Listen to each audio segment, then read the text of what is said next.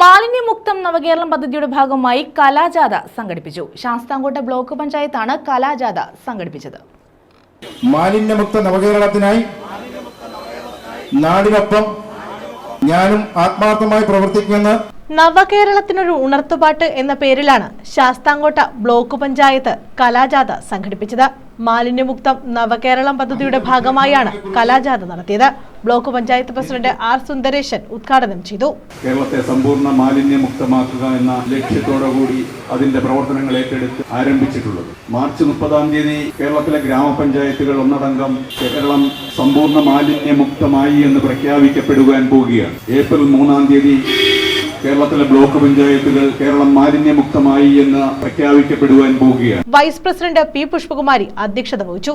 മാലിന്യമുക്തം നവകേരളം എന്ന ജനകീയ ക്യാമ്പയിൻ എല്ലാ വിഭാഗം ജനങ്ങളുടെയും പങ്കാളിത്തത്തോടുകൂടി നടപ്പിലാക്കാൻ ഉദ്ദേശിക്കുകയാണ്. അതിന്റെ ഭാഗമായി നമ്മൾ ഒക്ടോബർ 2 തുടങ്ങിയ പ്രവർത്തനം അന്താരാഷ്ട്ര സീറോ വേസ്റ്റ് ദിനമായ മാർച്ച് 30 നമ്മുടെ സംസ്ഥാനത്തെ സമ്പൂർണ്ണ മാലിന്യമുക്തമാക്കുക എന്ന ലക്ഷ്യത്തോടുള്ള പ്രവർത്തനമാണ്. ബ്ലോക്ക് പഞ്ചായത്ത് ആരോഗ്യ വിദ്യാഭ്യാസ standing committee chairman K Sanalkumar സ്വാഗതം പറഞ്ഞു. ബ്ലോക്ക് പഞ്ചായത്ത് വികസനകാര്യ standing committee chairman V Ratheesh, ക്ഷേമകാര്യ standing committee chairperson Yasheeja, block panchayat അംഗങ്ങളായ advocate Ansar Shafi, Y Shajahan, N Pankajakshan, Latha Ravi, Raji R, Geethakumari P, Thundil Noushad, Raji Ramachandran, S Sasikala, block panchayat secretary K Chandrababu തുടങ്ങിയവർ പങ്കെടുത്തു.